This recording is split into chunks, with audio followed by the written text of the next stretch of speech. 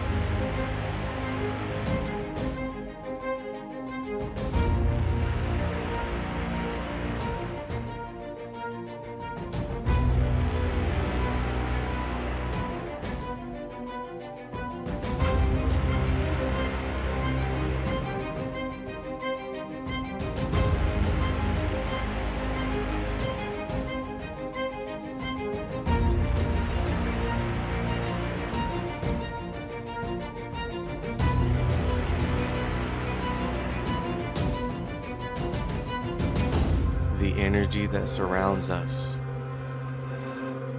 presents Riding Through the Unknown with your host,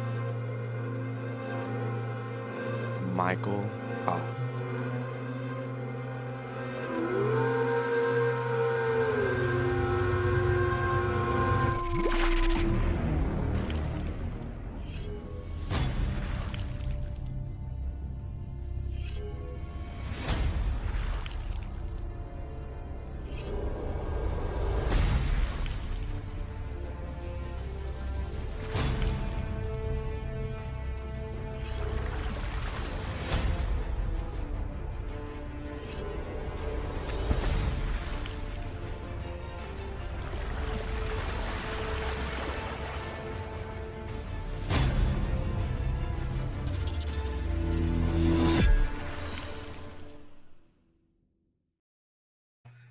And welcome to another exciting episode of Riding Through the Unknown. I'm your host, Michael. And a little housekeeping before I bring on and introduce our guest is I have to apologize for starting late. Facebook has decided to take down my page, apparently because I shared out a post in October about a show episode, and now they're coming after me again for another promo for another podcast show, Paranormal Versus. Both of them are there, and so I am having to run all the episodes through YouTube now, and so I am having to find a way to reach out to all the guests that are coming on and let them know that everything is still on because Facebook has made me disappear for now. So hopefully they'll reinstate me. I have 2 appeals in. And so, with that being said, let us get to the great episode that I have planned for you guys. I want to introduce you to a lady who has more information about Hidden Bloodlines and the Holy Grail than I have ever met. And it is my pleasure to introduce you to Rene Barnett. Hi, Michael. Thank you so much for having me. We got here hell or high water, didn't we? Yes, we did. I tell you, we've had a hard time getting this show to air, but we finally have done it. So that's really great. Hopefully, we won't get taken down off YouTube or wherever we're broadcasting. Right. I'll try to be nice and not say anything too controversial. I wouldn't worry about it. They're already on me, so I Yeah, doubt anything else could be happening. yeah. So, for those who aren't aware, how did you get into the Hidden Bloodlines and Holy Grail and everything? Well, I guess my first entree wasn't exactly, the Holy Grail. It was the bloodline uh, possibilities that I read in a book that came out in 1982 called Holy Blood, Holy Grail. And at that time, it was written by three uh, co authors, Bajent, Lee, and Lincoln. And uh, at that time, it was the first time I think that I had been introduced to the idea of the possibility that there might be a bloodline of Jesus. But what really, really hooked me in was the idea that Mary Magdalene was much more than we may have known, or that she ended up being portrayed in the the, the books that were left in to the Bible. Um, so it was exciting to me as a young girl growing up.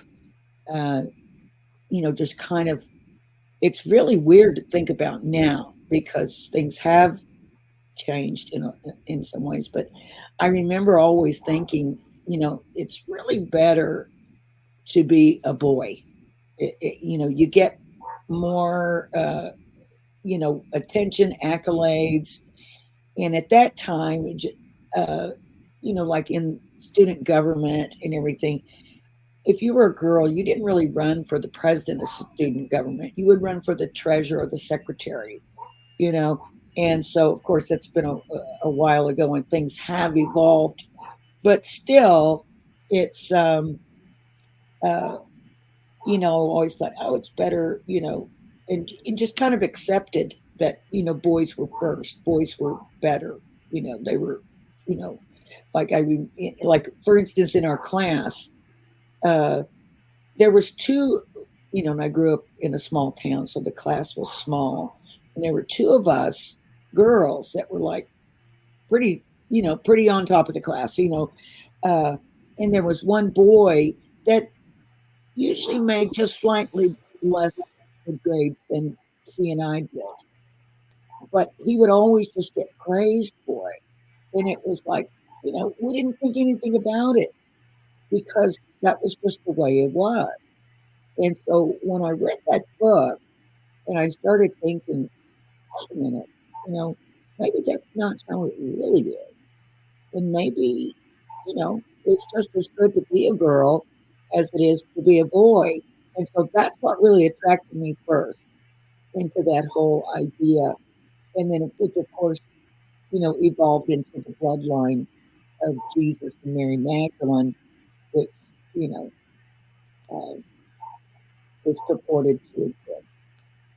So that's how I sort of stumbled into it or backed into it, I guess, into that book.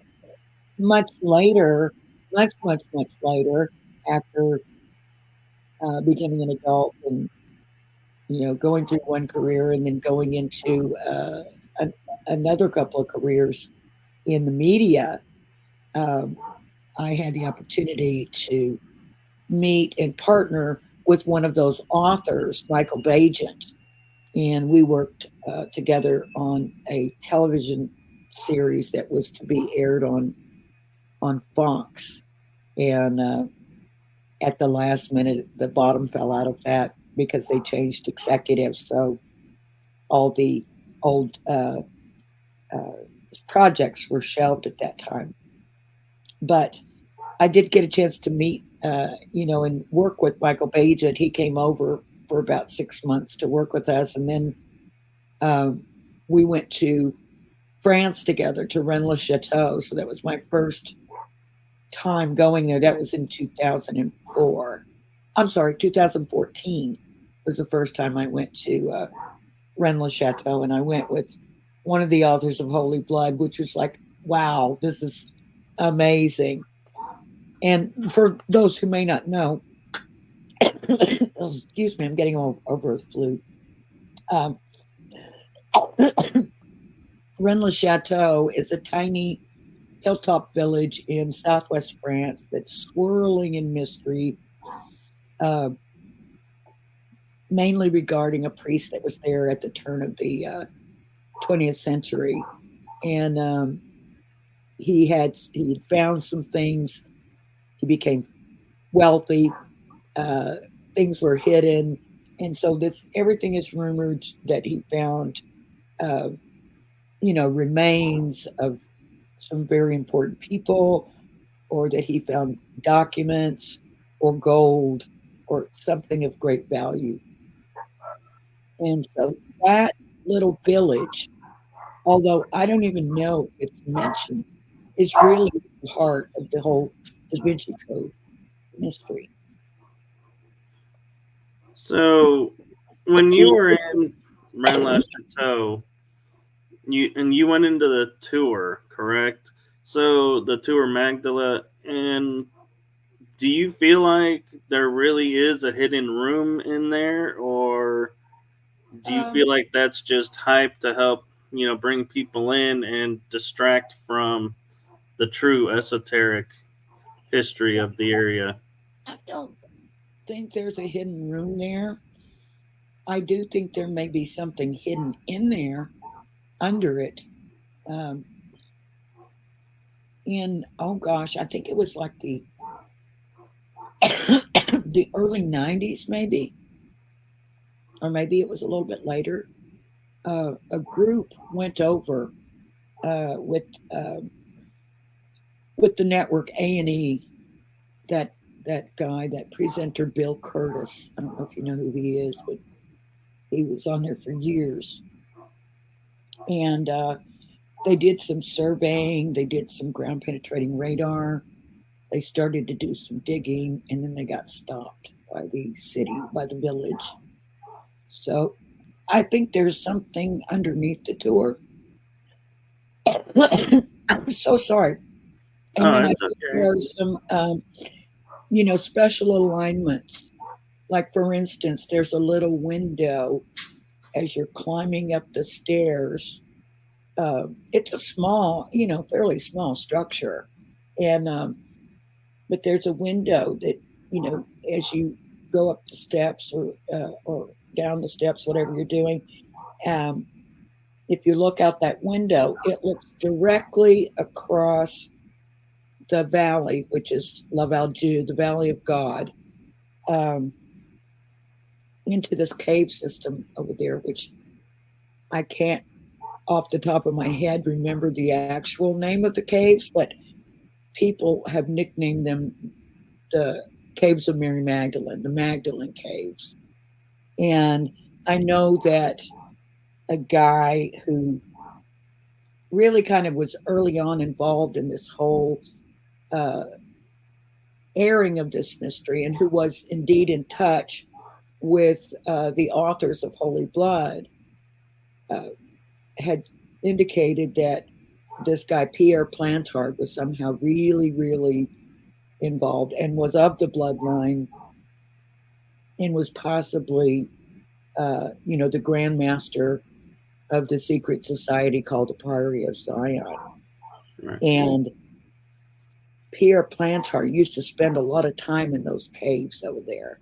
So I don't know if there's still something there, or he thought there was, or maybe there's something important about that location. Now, it's interesting too, and I want to make note right now for everyone who's watching this. When we say bloodline, the bloodline that we're talking about is Mary Magdalene and Jesus. And so I just want to raise awareness to that, so people don't think we're talking about like the kings and queens of Europe bloodlines. We're talking about a more deeper, more interesting bloodline. And I find it interesting, and I'm curious. Actually, there may be some real connection with the bloodline of Jesus and Mary and the royal families that have, and this is just speculation on my part, but that may be the reason why there was so much intermarrying into your own family to keep that bloodline as strong as possible because they felt there was something special about it.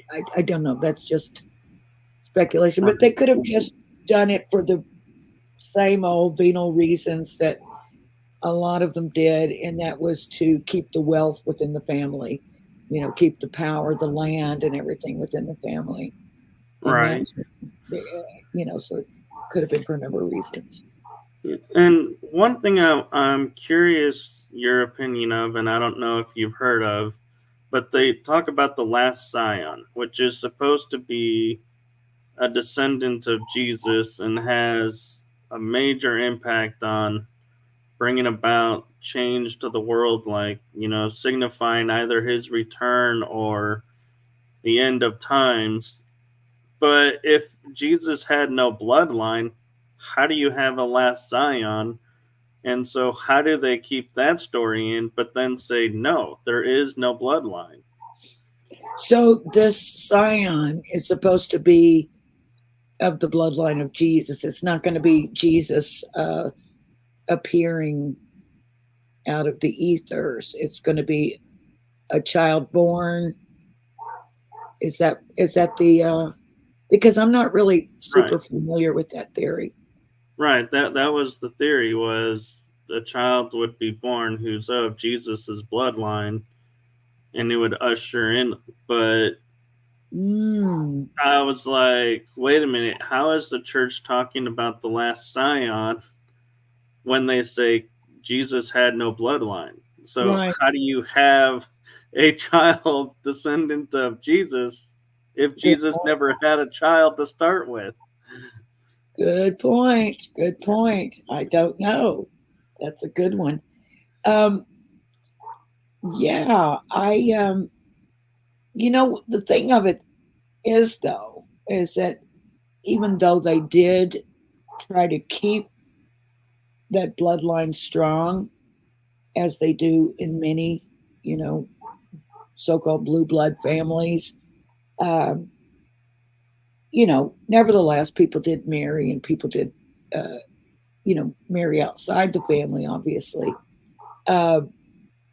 And during the course of, well, I don't know if people know, but I did a film called Bloodline, which was a theatrical documentary that came out in 2008.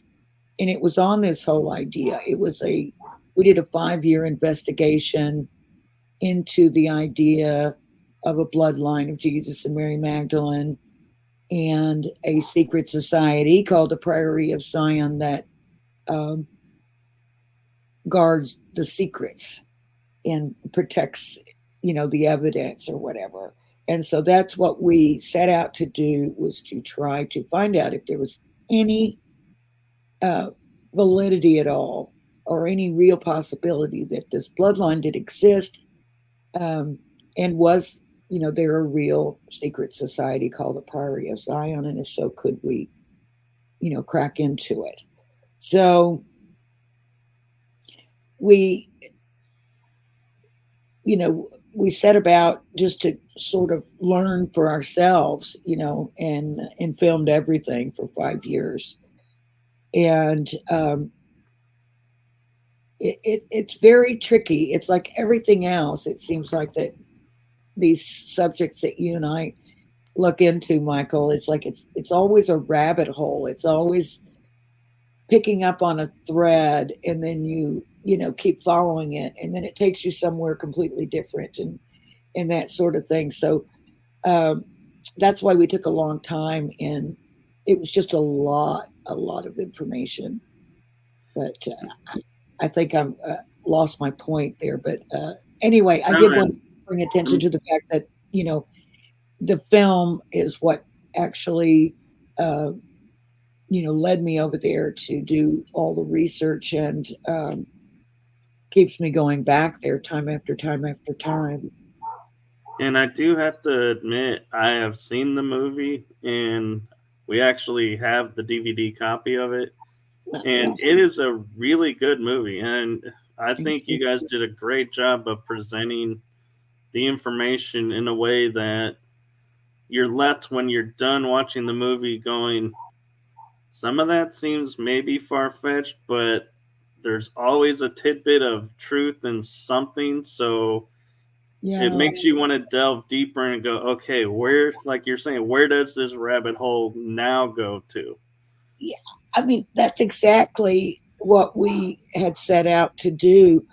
We didn't really assume that we were going to find the answers, all the answers.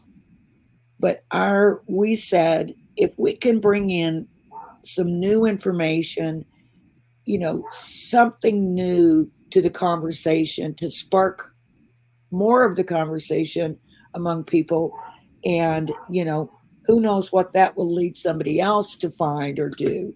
And so all we really wanted to do was add to the conversation and spark more of it. And I think we did achieve that. I mean, we never claim to have found the answers, or even today, I can't tell you whether or not, after all this time, the Priory of Zion is a real organization. It seems like it,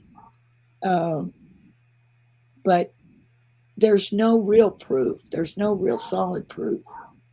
Right. And what's interesting too is my looking into and everything is there's a lot of similarities between the Priory of Zion and the Knights Templar in their secrecy and everything. And it And Freemasonry. always stuck me in the back of my mind of, why does everybody go after the Knights Templars and nobody really goes after the Priory of Zion? Because it's like, wait a minute, if you're going after one, you should go after both. And even in the movie, I liked how they would say, well, the Templars were in this area and doing this, and this is where they settled.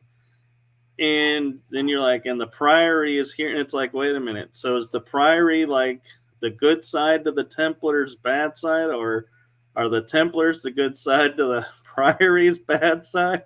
It's like you're left wondering, are these two at ends, or do they work together? Are they just a faction of the same group? Yeah, I think you hear so much more about the Templars because there's so much evidence, solid empirical evidence of their existence. There are records, if only, court records, where they were being interrogated, and they're probably not all true, but you can definitely get some information, like where they were, and Right. And they have churches all over, and so right. It's like you can stand in their space, but yes. Yeah, there's one Templar complex that we've located down there in southern France that just never, ever is mentioned. And it's the sort of last bastion of the Knights Templar in France before they... Hunziker. No. No? You're not going to know it. I'm going to tell you, you're not going to know it. Now I'm interested. And I'm not telling it just now. We're actually going to take a group out there in the spring, a small private tour group. But I've been out there a few times. But it's a whole complex. It's a commandery, and it's actually the Knights Templar called them preceptories. It was the Hospitallers that used the term commandery.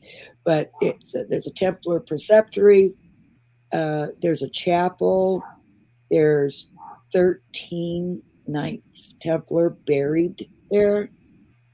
And they're just buried there in the ground with no markings. Of course, that's sort of the Templar way, to die anonymously with no confessions, because they'd taken, the oath of poverty. And anyway, but we know generally where those graves are, and we're going to take some GPR out there and locate them for certain, and then figure out a way to sort of, fence them off or something so that people, not that many people get out there, believe me, but just so that people don't inadvertently trample them. Right. But yeah. So that brings up an interesting question that I have, is because we keep talking about southern France, and I know it's sometimes referred to as the Cathar France region, but what in the times of early AD, before all of this really would be known, would bring Mary Magdalene to flee to France? What would be the draw of France, and why France when you're thinking they're over here in Israel? Well, when you think about it, though, it's not such a daunting trip. It's not such a big trip just to go across the Mediterranean from Israel. Or where's she coming from? Israel, or was she coming from Egypt? Anyway, coming across the Mediterranean to France, it's a lot closer than it seems like to us here in the United States. It's an easy trip. People did it all the time. Lots of trade was going on, doing it that way, coming over in boats. And she ostensibly landed in this place called St. Maximus, St. Baum, and they have a festival every year where they honor Mary Magdalene and go through the streets carrying this golden head of Mary Magdalene, and really honor her in that way. Some people said she came by herself. Some people said she came with a child. Some people said she came with children, and others said that Jesus came as well, and that which would have meant that he was alive. Right. Some people say they brought the body of Jesus over and buried him in France. So you can see that's where it starts to get at odds with, the accepted biblical version. Because, of course, if he had come to France, that means he did not die on the cross. If he was buried in France, that means that his whole body did not ascend. But, I mean, in my mind, this is how it could have worked. And I'm not the only person that's come up with this theory, but according to my research, Jesus and Mary Magdalene were members of the Therapeutae, which means they worked with medicines. They were therapeutic. They were, healers, but in a way using, herbs and compounds and things that were available to them. And there was a mixture, that could be given to someone that makes them appear to be dead. And so the idea was that maybe the Roman soldier that lifted this vinegar sponge up to Jesus's mouth, maybe it wasn't vinegar. Maybe it was something to not only, make it look like he had died, but also to alleviate his suffering. And I'm not saying that's what happened. I'm just saying this is a theory that's out there. And, and something that sort of adds possible credibility to that, or at least doesn't take any away, is that normally people that are crucified are left up for days and before they're taken down. That wasn't the case with Jesus. He was taken down, I want to say, the same day, or maybe the next day. But also, another thing that they do when you're being crucified is they will break the legs of the person so that they can't hold themselves up, so that they'll die quicker and actually suffer less. But they did not break his legs, which was almost always done. And so I guess the theory is that they didn't break his legs because they knew he wasn't going to be dead. And then when they took him to the cave, the tomb, he ultimately came out of whatever special potion he'd been given. And then went on to, I mean, the people in southern France, the old people, the people that, it's, when you think about France, everybody thinks about Paris and posh and everything. And when we're talking Right. about the countryside, we're talking about the people of the earth, farmers, and just regular people, villagers. And you'll say, I remember one time, saying, do you really think Mary Magdalene was here? They go, oh yes, of course. And Yesu too, and the children too. They played in the meadow. And I'm like, oh my goodness. It was just a common concept there that Jesus and Mary Magdalene and their children had lived in the area. So, and one thing that I can point out, it's just a story, but one thing to point out too that might, back up your story of, like Longinus giving him the potion and stuff is Rome had no issue with Jesus. that's right. They didn't want to triumph. They didn't want anything to do with it. And even at the trial, as much as everyone dismays and dislikes Pontius Pilate, his answer to the Pharisees at the trial was, "He has broken no Roman law. I am washing my hands of this. You deal with it." And so it was his own people that crucified him, and said, and all he did was say, "You do the punishment. That's it." And so they said, "Well, we want to crucify him. That's your punishment. Do it." I wash And my so, hands of this matter. yeah. And so Rome really had, Rome probably would have done stuff to help him because they had no problem with him and probably help him get away. And I also wonder too if France wasn't so much in Roman control too that he could be like, they're like, yeah, you can go disappear over here and nobody will recognize you and you can live out a normal life. Yeah, I mean, could have happened that way. I think we just don't know for sure, and so all of us just keep searching for more answers.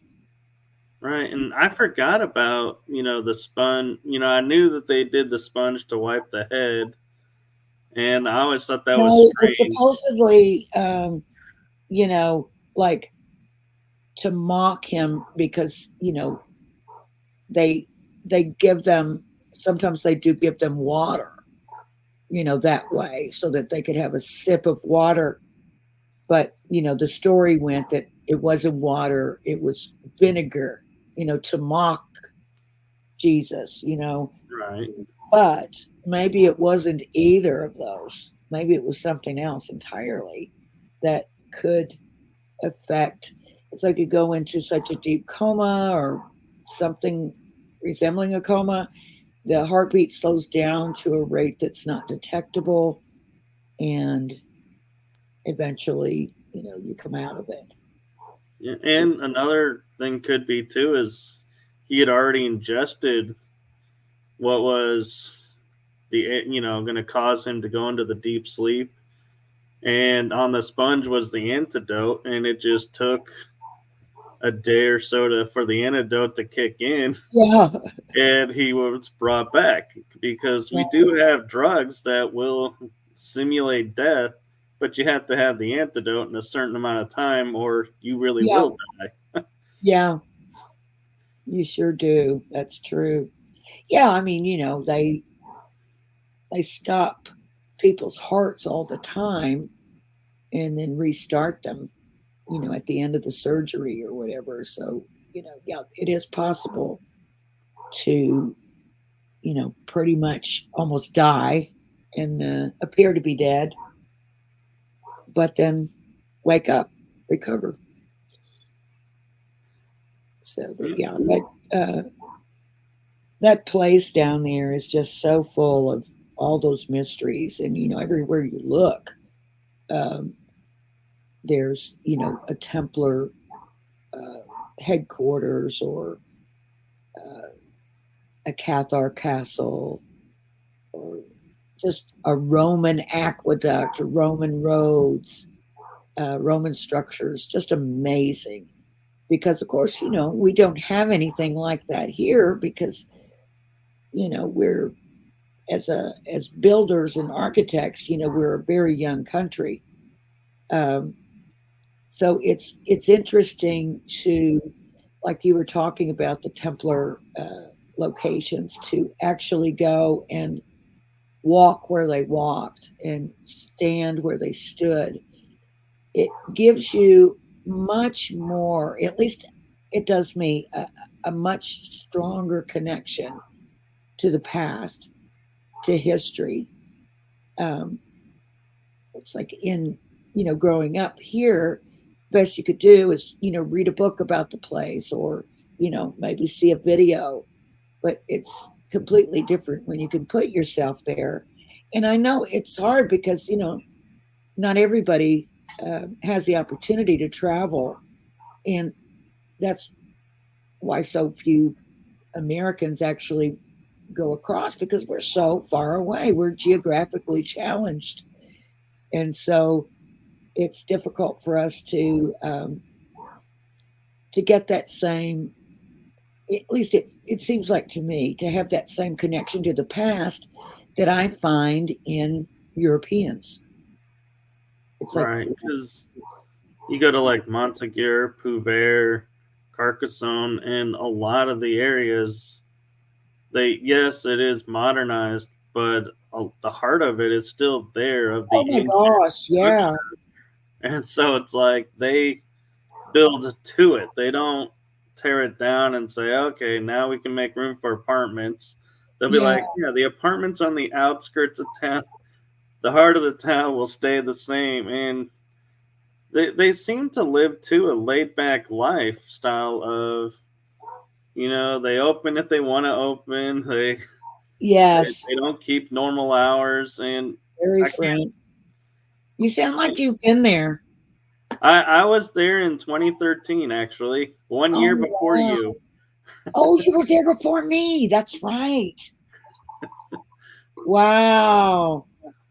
It's so weird because I've been going so long now and so many times. It really is like, a second home, even though I don't have a home there. I have a lot of friends and I always stay with friends, but it's it's a whole different feeling. I have to say, when I'm gone a long time, obviously I miss home here in the United States and my family and all that, but when I'm here for a while, I start feeling like drawn back again, and that's where I'm at right now. But I won't be there for another, let's see, 4 months. I don't know, the 4 months to go before I'm back. But I'm gonna go. I'm gonna stay, 2 or 3 months when I go. My limit, their according to their laws, is 3 months. I can stay without leaving the European Union and coming back in. So I'll stay 2 or 3 months, then I'll come home, then I'll go back, as long as I can make the trip. There you go. But it's Flix Love in the chat room is saying in Egypt they did those spiritual tests, so they had that knowledge, past life experience, and that death itself was almost revered in a sense. Do you kind of feel like that is similar? what do they? I think they call. Isn't it? It's the far world. Isn't that what they call it in Egypt? Yes. Going to the far world, and so yeah, there is something uh, about that they do revere and honor. Um, I think we're coming around a little closer to that. Um, Although, I could be wrong about that. But certainly in my life, I've lost some really close people and just so painful. And you think, is this the way we're supposed to feel? Is there another way to look at this? Is there another? And the more I learn and talk to people, especially who've had near death experiences, and come back to tell about what they saw, I'm beginning, as time goes on, to think, wait a minute, that's the real life. This down here is just like a school we're sent off to. Right. That's what it feels like, I can agree with that. And like the real life is beyond us right now. And I'm interested because, like, I always thought information was hidden from us, and I always thought it was, sacred schools or, something like that. But then a guest that I had on that's like a friend, Brad Olson, started calling it esoterics. And I looked at that and I was like, I love that word because it's like, it's true information that's hidden from us. And I look at the bloodline, if Jesus had a bloodline, why is that such a threat to the church that they would go and, if you mentioned it, they would send squads out to make you disappear and silence you? Well, I mean, I've only got my opinion on that, but I think it could be because it challenges the entire way that the church is set up, the entire dogma. I don't know why it's so upsetting, but people, I mean, just regular people would really get upset at the idea that we were saying, it's possible, in fact, probable, that Jesus was married because Jesus was a rabbi. It would have been unheard of for a rabbi not to be married. It would have been remarkable, and it would have been something that bore mentioning. The fact that, it never mentions that he was married, it would be like saying, it would be like stating the obvious. There was no reason to mention it because, of course, like every other normal rabbi, he was married. And so I think I think there's evidence in the Bible. I think, some years back, author named Margaret Starbird she's done several books on that topic. And what she had done, she was actually, when she started, she was planning to be a nun. And she set out to disprove this idea that was being bandied about that Jesus might have been married. And so all she worked with entirely were the canonical gospels.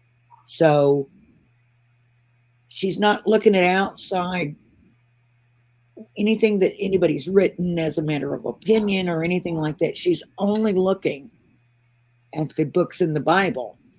And she believes that she's, found evidence that supports the fact that he was married. One of those stories being, I don't know if you're familiar with the wedding at Cana, where he turned the water into wine. Right.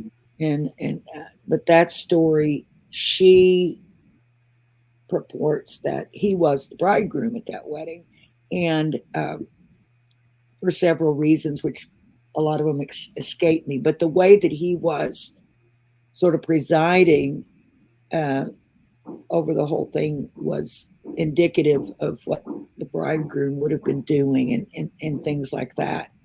But but when we mention that idea that, he might have been married, people get all really bent out of shape about it. And that, I don't understand why. I understand why the church leaders would, because it kind of knocks a hole in, some of their theory. But just your average guy, why would it be so upsetting? And it's not even people that were that devout or that religious, but it's like they would just get all like very offended by the idea. Yeah, I mean, I was told like Jesus couldn't have kids because he was a divine being, and I was like, look at the Greeks; their gods had kids all the time. The Norse gods had kids. It's like, where do you get the idea that a god can't have a kid? Gods, Isis and Osiris, and all those guys had kids. Can you? I need to apologize. Can you hear the dog barking in the background? It's very soft, but is it too horrible if I jump up and go open the back door and let him in so he'll shut up? No, that's fine. Hang on 1 second. I'm so sorry, everyone. It's so unprofessional. No, you're dog fine. Lady. I'm the dog lady.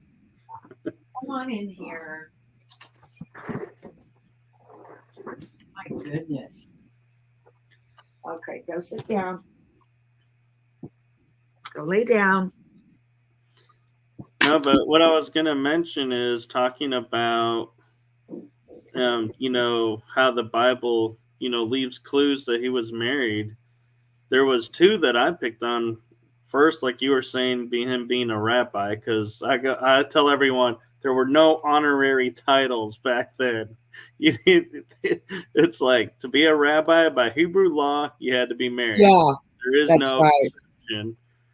And the second one was that Mary washed his feet with her hair.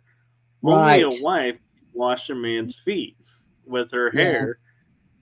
And the third one that kind of pointed me to that it was Mary Magdalene is that that's the only woman that we ever see him stand up for and say, if you're going to strike at her, let the person who has done no wrong strike first. Mm-hmm. And they all left. And it's like his way of saying, in my mind, I read it as, if you're going to go after my woman, you're going to go after me. And if you can only come after me if you've done no wrong. I know you all have done wrong. Right.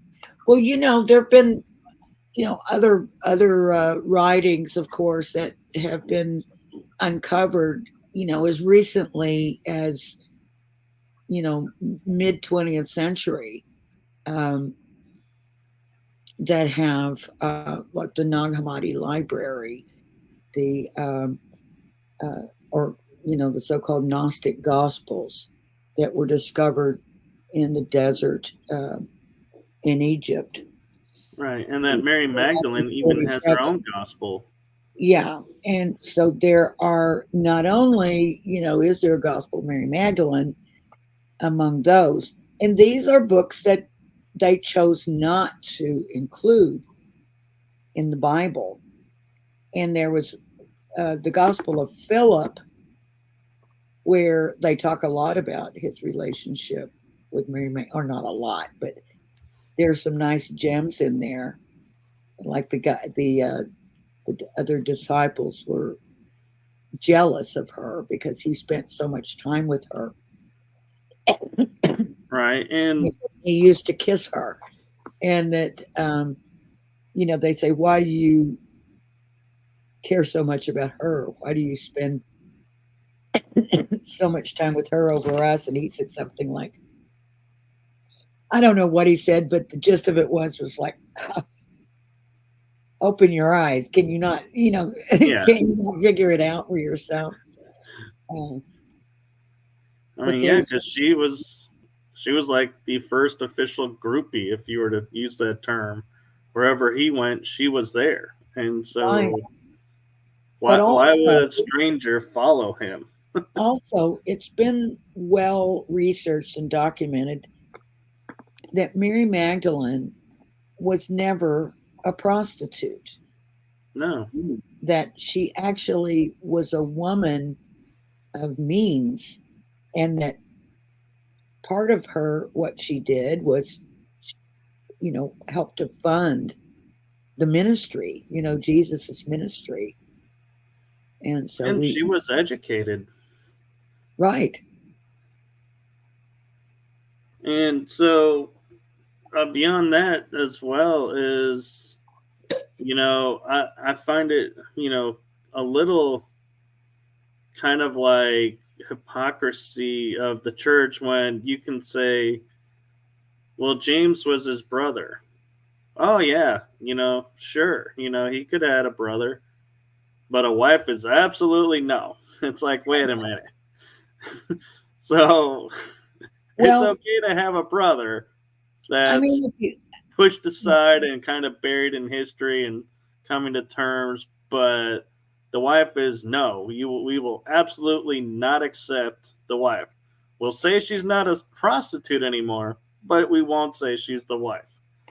well, I mean, as far as the Roman Church, the Catholic Church is concerned, um, it would mess up their whole deal uh, if Jesus was married, because then why wouldn't priests be married? Why couldn't priests get married? And what happens when you get married, you have kids, and whatever you accumulate during your lifetime, you normally leave to your children. But priests are expected to leave everything to the church because they don't have kids. And That's true. I mean, and nobody can say that the Catholic Church doesn't like money. I mean, look at all the gold and I all know. No icons, but they the have icons everywhere. let's break off a piece of something and melt it down and sell it and feed some people. Now, with your studies into the bloodlines and everything, did you ever come across I rare text and stuff of where the church would be sent after certain people because they were suspected to be the bloodline of Jesus, so they would arrest them and they would be going after people who were exhibiting the possibility of being of the bloodline? Um, it seems like vaguely I heard something about that, but I'll tell you this. Um, when we were doing our research, and I think it even ended up in the film, I'm not sure. We had so much, you know, I've got so much footage that, left over from that movie because we had to keep cutting it down. And it's still a long documentary. It's almost 2 hours, hour and 47 minutes, which is long for a documentary. But after, well, what was your question again? Oh, if you were aware of or came across that the church would send No, people yeah. out. Like I've heard murmurings of that, but not really. Oh, and I know what I was going to tell you uh, in that regard was that when during our research, uh, we found a professor at MIT who had done some work on something about the bloodline of Jesus, the statistical. possibilities, and that if there was a bloodline of Jesus and Mary Magdalene, how many people would be in it today? And this professor, who was a mathematician and statistician, said that almost everybody would be, by this time, that almost everyone would have some, at least, far off connection with the bloodline. So, and I know that when you start doing your genealogy and all that, and start looking at your family tree, the further back you go, obviously, the more crossing over you're going to find, because there were fewer people and more people connected to the same families and that sort of thing. And I can certainly look back in my family tree and identify people that, if there is a bloodline, then they would have been in it, which by the same token means I would be in it, which actually means absolutely nothing, because there's nothing particular about me. And I made it a point to go around to and meet some of the people, the Sinclair family and St. Clair's, that were purported to be in the bloodline of Jesus. And while people were very nice, I couldn't find anything extraordinary about any of them. Right. And like you were saying with, royal families, doing genealogy, I would come across of kings of England, France, and Norway in the bloodline. Yep. But listing out the kids, it's like the list can go endless, because they had bastard children, as they called them. Right. Or the children out of wedlock. They had right. I always tried to get that son, and they had 15 girls, and finally. And it's like, I look at the list and I'm like, I can't. You get lost in all of the who, were they kids? Were they not kids? The Royal Registry lists this, but this person says they have this test that says this, and it's like, how do you? It's like they've made it so convoluted. It's like, yeah, I had to go in and just wipe it and say, okay, grandfather, grandmother, grandfather, grandmother, through the royals, because it was like listing out the extended family. I was like constantly adding, deleting, and going, I don't know. It's like it's a mystery. All we've been working with is just direct lines. No aunts, no uncles, no cousins, just grandparent to grandparent to grandparent to grandparent. It makes it easier. We're probably missing a lot, but it makes it a lot easier. And plus, it's kind of more interesting to see who you're directly related to. And in my mind, the only good thing about necessarily about being related to royalty or nobility or something is that there's actual information on those people, information that we wouldn't be able to get from our ancestors that were blacksmiths or cobblers, or because there's nobody writing and documenting anything. I mean, we might find their name on a census or something like that, but only the notorious and the famous, can you get a lot of detail on about their lives. So to me, that's the fun part about finding that you're related to royalty or someone famous, is because you're liable to be able to find more information on that relative than you would just some poor schlub like us, working a job, And Derek in the chat room actually brings up an interesting point I want to make sure we bring up is in the painting The Last Supper, Jesus and Mary Magdalene's arms form the sign of love. And he says that's Leonardo da Vinci's subliminal messaging. Do you find that that's accurate in the paintings, or do you think that's, I think they call it something where your mind matrixes yeah, into like something? No, I think everything is deliberate, especially in those paintings by those artists that were commissioned by different bloodline families, basically, and they had their messages that if you knew what you were looking at, you could pick up on it. But so I think that whatever was there. Now, I'm trying to remember. Does he mean with their hands, or does he mean in the space between them? It was like the V. Well, I think they say the space between them is the Holy Grail. Right. Yeah, that's what I think that signifies. I'm But thinking what is it that you might were be saying? the hands. It was the hands. Well, he did a lot with hands, Da Vinci did. He did a lot of paintings with this, and there's been a lot of speculation about what that meant. And I remember Michael Kopf told me it meant remember John, but I don't remember what he told me. But yeah, very interesting stuff.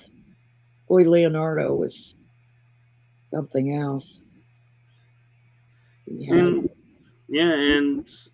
he played a huge part in. I know, the Da Vinci Code's named after him. That he was putting a lot of subliminal stuff out there. Right. And it wasn't just him. There are paintings obviously associated. Like with the Rennes le Chateau mystery, and like the Shepherds of Arcadia by Nicolas Poussin. Is a big one that's associated with that area, and according to some people, it is that area, and it's marking out something. It's the one that says on the tomb in Arcadia, ego, which people try to figure out what they meant by that, because what it translates to is Latin. It says and in Arcadia I, like, and I am in, or and I am also in Arcadia, or something like that. I find it is that Jesus is buried somewhere around there. And I always find it interesting, like people looking at paintings, that have been around for centuries or decades, and are like, oh, this is, there's this hidden message in this painting. I'm like, how do you see that? How does your mind go automatically into, oh, there's a subliminal message in this painting? Is that, are you taught that, or? I think there are people that are taught to do that. For one thing, there is geometry involved in, measurement, and that's supposed to have some meaning. The angles, and could point to something, could be, could signify a location of something, or there's a lot that, of course, it's all speculation, because we can't ask those guys what they were intending. Although that would be an interesting conversation to go, we think you hit this in this painting, and then watch the reaction of, no, that's not what I meant. Now I need to go back and fix it so you get it right. And it's like, right. Oh man, we just messed up all the artwork. Yeah. Well, we've actually gone a little bit over the hour. It went by fast. It did. And again, I apologize for the dogs and the coughing and everything else. If I Oh ever come no, back, I'll do better. oh no, you're totally fine. And I want Thank to you. make sure I get out. Here's your new website, info at newrennies.org. Right. That's our email address. And Oh, I thought it was the website. I'm sorry. info at newrennies.org. And the website is newrennies.org. That's NEWRENNIES.org. And a Rennie is a person who is fascinated, obsessed, crazy over the whole overarching mysteries involving Rennes Chateau, which include the Da Vinci Code mysteries, the Bloodline mysteries, secret societies, Knights Templar, all that. But the nickname for a person who's into all that is called Rennie. So we built a site for the new Rennies to come and interact with us, and a lot of the original, most of the original researchers are now gone, and we want to honor them, and then also provide any new information that's coming out in that area. And also, you have a podcast show. Oh, right, I do. It's Friday nights on kgradb.com, and it's called Night Vision. This week I have astronomer Mark D'Antonio coming on. He's got a great, wonderful observatory out in the middle of the Arizona desert where he live streams, and you can sit and watch as though you're there and see the night sky. He actually had a live stream last night. It was pretty amazing. But he's just looking at everything going on in the cosmos, including looking for others out there that might be flying around. Well, there you go. That sounds like a lot of fun. So, yeah, I have some friends that call it sky watching. Yeah. His show is actually called Sky Tour. Oh, okay. Yeah, Sky Tour with Mark D'Antonio, and so he's my guest this week. So besides going to France in a few months on that project, is there any other projects you're working on, or? Just working on things with I'm actually a staff member at KGRA as well, and I do the monthly newsletter that goes out on the first Thursday of each month. We got a new one coming out tomorrow, and all you have to do is sign up for it. You don't have to be a member or anything like that. But so in doing that, working on some other events and things that are coming up. We've got a guy named Don Ecker, who's, formerly with UFO Magazine and great investigator, former cop, former special forces military, and all that stuff. And he's written a report on disclosure and why he believes it's not going to happen, at least not the way that, we're looking for it to, by the government coming clean. And he's offering reasons why it's not going to happen that way. So working on a project with him. We're going to do a little special event about disclosure. So we've got things coming down the pike. Well, that sounds exciting, and keeping busy. I'm looking forward to seeing that because, everyone always has a specific vision of what they think the disclosure is, and then they're like disappointed that it doesn't fit that description, or that just everybody will give a timeline and the timeline passes and everyone's like, really? Yeah. Well, I mean, I have to admit I felt a little bit that way after that congressional hearing, and they all promised transparency and more of this and blah, blah, blah. And now it's just kind of like, fading into the background. Right. So we'll see what happens. But Yeah. thank you. Yes, thank you. And thank you to everyone in the chat room. And so from us at Writing Through the Unknown, we just want to wish everyone a blessed day, blessed evening, blessed afternoon, wherever you are in the world. Have a great one. Bye-bye, everyone.